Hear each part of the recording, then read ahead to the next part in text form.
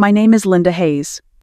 I'm a retired nurse, a mother, and someone who has spent most of her life doing what needed to be done without asking for much in return. I've always believed in showing up, keeping things running, and loving my people the best way I knew how, quietly, steadily. I never thought I'd be the one to sit down and tell a story like this. I'm not someone who likes attention or drama. But after what happened this year, especially on Mother's Day, I realized that sometimes silence can cost more than speaking up ever will. This isn't a story about revenge. It's about a woman who spent decades holding her family together, only to wake up one morning and realize she no longer had a place in the picture. It's about what happens when love is mistaken for permission, and kindness becomes a tool for others to take what they want without asking. Mother's Day has always been a little tender for me. My son Jason used to wake me up with coffee and a crayon card when he was little. But this year, like the last few, the day started with nothing but quiet. No calls, no doorbell, just a cool beam of sunlight across the kitchen floor and a cardigan I hadn't worn in years.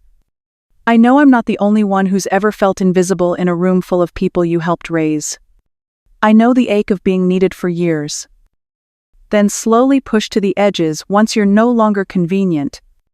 So I'm telling this story for anyone who's ever wondered when their seat at the table vanished, or why the people they love most forgot how to look them in the eye. It started with a small shift, a missing phone call, a polite smile that didn't reach the eyes.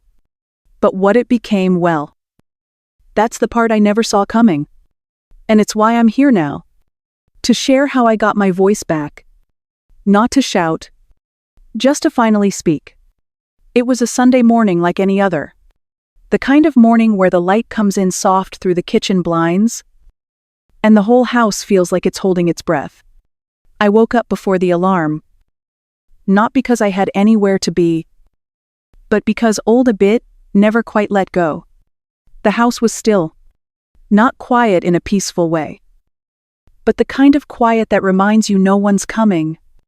I made my coffee the same way I always do, black with 1 spoon of sugar, and stood by the window while the kettle hissed. Outside, the neighbors' wind chimes tinkled in the breeze. And somewhere down the block, a dog barked once and then went silent again. The kitchen felt colder than usual, even though the thermostat hadn't changed. I wrapped my hands around the mug and held it to my chest, like it could fill a space that had been empty for years. That's when I saw it, the green cardigan hanging on the hallway hook. Jason gave me that sweater when he was 17. He had worked part-time at a bookstore that summer and surprised me with it for my birthday. It wasn't fancy, just soft and warm, the color of pine trees after rain.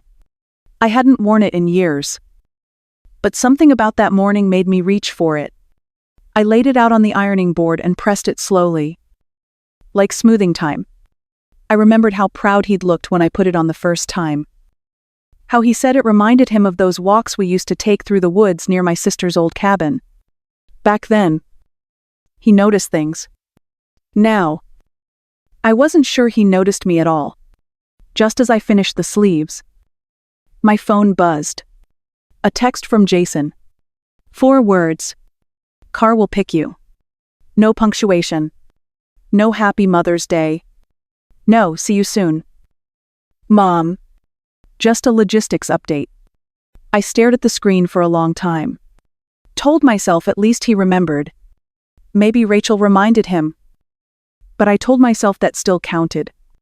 I set the phone down face down and looked at myself in the mirror near the front door. The cardigan fit snug across my shoulders. A little more snug than I remembered, but still familiar. I added a bit of lipstick. Not because I expected to be seen, but because part of me still hoped I might be. It's strange how much hope can live in such small things. A sweater. A half-empty coffee cup. A 4-word text. I waited near the window until the car pulled up.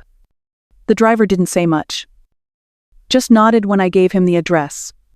I sat in the back seat with the gift bag on my lap, filled with a framed photo of Jason as a toddler, cake on his cheeks, arms around my neck. The ride was quiet. I watched the streets blur by and told myself this year might be different. Maybe he'd look at me and remember. Maybe he'd see me. I held on to that thought like a thread. Because sometimes, that's all you get. The car pulled up in front of Jason and Rachel's townhouse a few minutes early. The front yard was neat. Almost too perfect. With fresh mulch lining the flower beds and silver balloons tied to the porch rail. I stepped out holding the gift bag carefully, smoothing the tissue paper at the top, like it mattered. No one came to the door. It was already slightly open, like they had left it ajar for delivery. Not for me. I knocked lightly anyway before stepping in. And the sound of voices and soft music drifted from the back of the house. Rachel was the first to see me. She was dressed in a bright red dress, and her makeup flawless. Her heels clicking gently against the floor as she walked toward me. She smiled. Not cold. Not warm.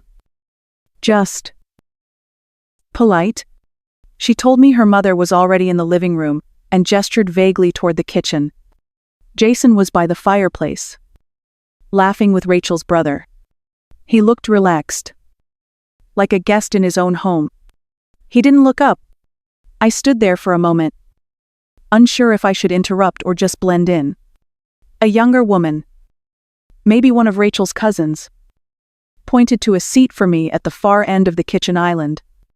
There was a plastic cup already waiting, a folded napkin, and a name card that said Linda in cursive. I sat quietly, feet barely touching the floor from the high stool, and placed my gift bag on my lap. From where I was sitting, I could see into the kitchen trash can. A crumpled wine bottle lay on top. The smell of rosemary and garlic hung in the air. But no one offered me a plate. The gift giving started shortly after. Rachel's mother was handed a white box first. She opened it slowly and gasped when she saw the necklace inside. It sparkled under the kitchen lights. A platinum chain with a single gemstone. Everyone clapped. Jason leaned in and kissed her cheek while someone took pictures. Then came the envelope. 2 tickets to Italy. She cried a little. Called Rachel, the most thoughtful daughter. And hugged Jason like he had given her the world. I looked down at my napkin, tracing the folded corners with my fingers to keep from showing anything on my face. Jason walked over with a small paper bag and handed it to me. Inside was a $20 gift card to a coffee shop and a pink plastic keychain shaped like a heart. Best grandma. That's what it said. I smiled and nodded. It was easier than anything else. He turned away before I could say thank you. Someone called for group photos in the living room, and everyone gathered by the window. I stayed on the stool. No one asked me to join. From where I sat, I could see them posing. Arms linked, heads tilted toward each other. I looked at the little keychain in my hand and wondered if I had imagined the way things used to be. After a while, the music got louder. I finished my lemonade, folded the napkin neatly, and placed it beside the cup. Jason walked me to the door without saying much. He said they had more guests coming and needed the space. I nodded again. Outside, the air was cooler than before. The sun had started to dip behind the trees, casting long shadows across the driveway. I waited quietly for the car, holding the paper bag in both hands. I didn't leave it behind. That would have felt louder than I was ready to be. The next morning, I realized I had left my scarf in Jason's guest bathroom. It wasn't an expensive scarf, just a soft gray one I kept in my bag for cool days. Still, I decided to swing by after picking up a prescription, thinking I could slip in and out without making much of a scene. The sun was warm on my shoulders as I walked from the pharmacy to their building. I almost turned down the side street to walk by the lake like I used to. But something tugged me back. Maybe it was habit, or maybe it was something else. The hallway carpet smelled faintly of lemon cleaner and the floral scent from someone's laundry. As I reached the front of their unit, I noticed the kitchen window was cracked open. I didn't mean to stop. I just heard a voice. Rachel's. She said Jason needed to sign the final paperwork today. Her tone was low. But there was no urgency. Just a calm, practiced rhythm. She said it would all be settled by summer. Then she said something that made the ground feel like it slipped beneath me. She said I wouldn't be around much longer. Her words floated out like nothing. I froze. My breath caught before I could take the next step. My hand, half raised to knock, just hovered there. I listened. Even though I didn't want to. She said Jason had mentioned I was frail, that it was time to get everything in order. Then she laughed a little. The kind of laugh that doesn't match the weight of the words. My stomach dropped. My chest tightened in that strange, slow way it does when something shifts deep inside. I took a step back. Then another. I couldn't keep listening. I didn't want to know more. Not yet. I turned the corner and leaned against the wall, one hand gripping the strap of my purse like it could keep me steady. In all my years as a nurse, I had overheard hard conversations, families planning without their loved ones, whispers of next steps before the person even had a chance to speak for themselves. But I never thought I'd be the one on the outside of that door. I stood there for a long time, trying to convince myself I had misunderstood. Maybe she was talking about something else. Maybe it was just a slip. But deep down, I knew. I've spent my life reading signs, noticing things before they turned into symptoms. And what I heard wasn't just carelessness. It was a plan. My heart didn't race. It thudded. Steady. Heavy. Final. I walked away without knocking. Scarf forgotten. I didn't trust my voice not to crack if I spoke. I just needed to breathe. Later that afternoon, I sat on my couch with a blanket pulled over my lap. I stared at the bookshelf across the room. But all I could hear was Rachel's voice. Not angry. Not cruel. Just efficient. Like she had already decided what my ending would look like. And for the first time in a long time, something inside me stopped folding. It stood up. Not loud. Just present. That evening, I sat at the edge of my bed for a long time. I didn't turn on the lamp. I didn't bother with dinner. The house was silent. But my thoughts weren't. I kept replaying Rachel's voice in my head. Not just what she said, but how she said it. Like she wasn't talking about a person. Like I had already been filed under, almost gone. Eventually, I stood and walked to the hall closet. Tucked behind a faded winter coat and a few tax folders from years ago was a metal box. I hadn't opened it since Robert passed. It was cold in my hands. Heavier than I remembered. I carried it to the kitchen table, clearing a small space by the window. I sat down, placed both hands on the lid, and waited. Something inside me already knew what I was about to find. But I needed to see it for myself. The latch clicked open. The first thing I saw was our marriage license. Edges yellowed but intact. Underneath it, the original deed to the condo. Our names side by side. Written in ink that had started to fade, but still held weight. Then came the old will. Drafted when Jason was still in college. Everything spelled out with care. Every line with intention. I almost closed the box right then. Almost let that be enough. But something told me to keep going. Buried beneath the familiar pages was a crisp folder I didn't recognize. The paper inside was newer. Whiter. Too clean. I pulled it out slowly. A power of attorney form. Jason's name listed as having full authority over all my financial decisions. My signature at the bottom, except it wasn't mine. Not the way I sign. It looked close. But wrong. Like someone had practiced it a few times until it was good enough to pass. There was no notary seal. No witness. Just dates and lines and a quiet kind of theft. I flipped to the next page. A trust account. Jason listed as sole controller. No mention of me. No mention of Robert. I pulled the older records from beneath and matched them side by side. The original account had both our names on it. Joint ownership. Everything equal. I felt the chair press into my spine as I leaned back. The morning light had faded. But I didn't turn on the kitchen light. I let the truth settle in the half-dark. This wasn't an oversight. It wasn't a clerical mistake. It was precise. It was quiet. It was planned. My hands shook. But I didn't cry. I kept reading. At the very bottom of the box, I found Robert's last handwritten note. He had slipped it inside the will years ago. It was short. Just a reminder to protect what we built. To never give up my place. Not even for love. I folded the letter slowly and laid it beside the forged form. I stared at both papers. Side by side.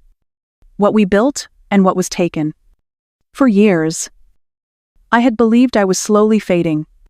That maybe this was just what aging looked like. But it wasn't fading. It was erasure. Intentional.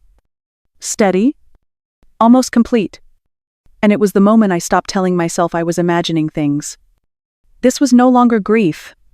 This was clarity. Cold. Sharp. And long overdue. The next morning, I poured a fresh cup of coffee and sat at the kitchen table with the box still open beside me. I pulled out a notepad, lined it up next to the stack of documents, and began writing. Names. Dates. Changes. Every inconsistency I could find. It felt strangely familiar. Like reviewing a patient chart. You start with the obvious symptoms. Then look deeper. One detail leads to the next. Until the full picture takes shape. I sorted everything into piles. The originals. The suspicious copies. The signatures that felt off. I made photocopies of each page. Labeling them carefully. I circled dates and underlined entries that didn't match. My hands were steady. My thoughts sharper than they had been in weeks. I didn't feel angry. I felt alert.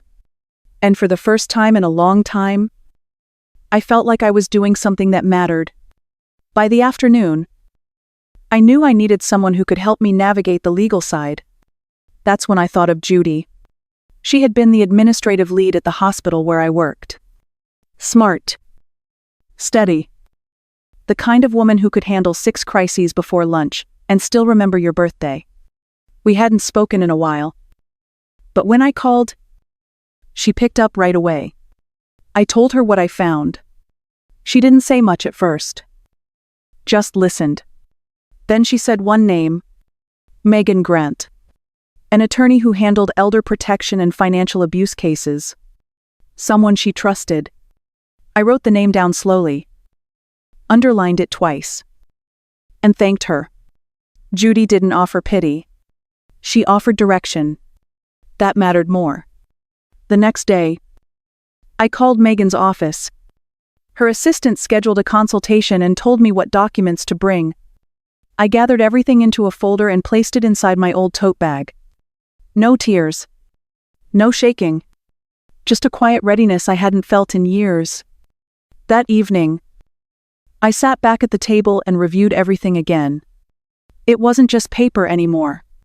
It was evidence. Not just of what Jason and Rachel had done, but of what I had let slip past me for too long. But I wasn't frozen anymore. I was awake. Not loud. Not reckless. Just focused. And I knew this wasn't going to be solved in one conversation. It would take time, patience, and precision. All things I had spent a lifetime practicing. This wasn't about taking revenge. It was about making things right. And that started with paying attention. One line at a time. Megan called early that morning. Her voice low and certain. She said the power of attorney was invalid. The notary stamp didn't match state records. and the signature had been lifted from an older form. My assets, including the condo, had been used as collateral to open a business under Jason's name. I didn't ask how she knew. I just listened, nodding into the silence. The words hurt, but they didn't surprise me. After the call, I took a long walk around the block. I needed air. Not because I was overwhelmed, but because I needed space to think. I had a choice: let it all play out in court, or look him in the eye and see what was left of the boy I once knew. I texted Jason and asked to meet. Not at the house, not at the office. I chose the small cafe across from the park where I used to take him on Saturdays for hot chocolate and waffles. He agreed, said he was free after noon. I got there early and picked the booth by the window, the same one we always sat in. I didn't order anything, just placed 2 folders on the table in front of me. One navy blue, one manila. Jason walked in 10 minutes late, still tapping something on his phone. He smiled like he always did when he knew I was upset, like charm could patch over damage. He asked how I was feeling, said I looked good. I didn't respond. I let the quiet grow until he finally leaned back in the seat and asked why I wanted to meet. I told him I had spoken to someone, that the documents had been reviewed, that what he filed was fraudulent, that the trust account was being reversed, that I would not be erased. He blinked. Once. Then twice. His smile didn't fully drop. But it didn't stay either. He said Rachel had gotten ahead of things. Said it wasn't final. That it was all theoretical. Just early planning. I opened the Navy folder. Inside was the original power of attorney. Legally signed. Notarized. And never altered. Then I opened the manila one. Inside was the forgery. Side by side, with the proof. He stared at them for a long time. I didn't raise my voice. I didn't accuse. I just let the silence do the talking. Jason leaned back again and said it was all a misunderstanding. That Rachel probably misunderstood how things were supposed to work. That it had nothing to do with love. I nodded once. Not an agreement. Just acknowledgement that I had heard him. Then I told him the trust was being restored, and his name was being removed. That I wasn't pressing charges yet. But the documents had been submitted. That the firm he and Rachel had started would not move forward with my money. He didn't argue. He looked older than I remembered. Smaller somehow. When he stood to leave, he asked if we could talk again soon. I said maybe. But not like this. He left without finishing his coffee. I stayed a few minutes longer. Then closed both folders, tucked them into my bag, and paid the check. Neither of us had eaten. But that silence had cost more than any meal. The next afternoon, I heard the door open without a knock. The sound was sharp, familiar, and unwelcome. Rachel stepped into my living room like she still had the right. She wore a silk blouse and heels. Her hair pulled back tight. Face set like she was walking into a negotiation. Her phone was already in her hand. She didn't smile. She looked around the room like she was checking inventory. I didn't stand up. I was seated at the kitchen table. The same one where I had sorted through documents and grief. The 2 folders sat in front of me again. Closed this time. I didn't offer tea. I didn't say welcome. She said she was surprised I hadn't come to them first. That this all could have been handled quietly. Her voice was too smooth. The kind people use when they're trying to stay ahead of a problem. I told her calmly that the documents had been verified. That my name had been removed illegally. That her story didn't match the facts. I didn't raise my voice. I didn't explain more than once. She said they were trying to prepare for the future. That Jason was worried about me. That living alone at my age was risky. She called it planning. I called it theft. I stood up then, walked to the cabinet by the window and pulled out the original deed. I placed it beside the trust papers and the letter Robert had written me years ago. I let her look. I didn't fill the silence. I reminded her that I had worked double shifts for years, that I had taken her mother to every chemo appointment, that I had sewn her wedding veil by hand. I told her this home wasn't a gift. It was mine. She didn't argue. She just said I was making things harder than they needed to be. That pulling back now would ruin everything. I said what had already been ruined was trust. She didn't respond. She left the way she came. Fast and without looking back. When the door closed behind her, I walked to the drawer where I kept the old spare key, the one Jason had made for her when I had hip surgery. I took it in both hands, bent it hard until the metal snapped in two. It didn't make a loud sound, just enough to feel final. I placed the broken pieces in the bottom of the trash and closed the lid. That was the last time anyone walked into my home without permission. By Monday morning, Megan and her team had everything they needed. The forged documents, the original copies, the timeline of transfers. What followed wasn't dramatic. It was procedural, quiet, exact. They filed a formal revocation of the fraudulent power of attorney. The notice went out to every institution that had accepted it. Megan's paralegal made the calls, one by one, confirming that access had been frozen until proper ownership could be verified. Next came the condo title. The county clerk received the necessary forms to reinstate me as sole owner. Megan submitted the paperwork with a copy of the original deed and Robert's letter attached. Within 48 hours, Jason's name was removed. The trust account was pulled apart just as carefully. The business loan that had used my assets as collateral was flagged and suspended. Rachel's filings, which had used her maiden name in the background, were added to the record. The LLC they started quietly began to collapse. None of this made the news. No one knocked on my door with a camera. It all happened behind desks and through encrypted emails. I watched it unfold from my kitchen table with a folder in my lap and a pen in my hand. I didn't feel victorious. I felt balanced, like a table finally leveled after years of wobbling. Each step came with a quiet sigh of relief. A small knot loosened in my chest every time Megan called with another update. She didn't use big words or dramatic pauses. She told me what had changed and what came next. By Friday, my legal ownership had been restored.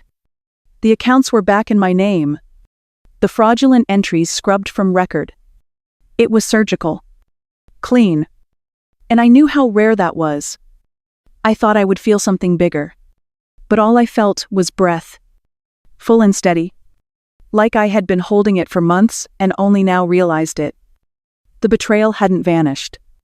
It still lived in the corners, but now it didn't control the room.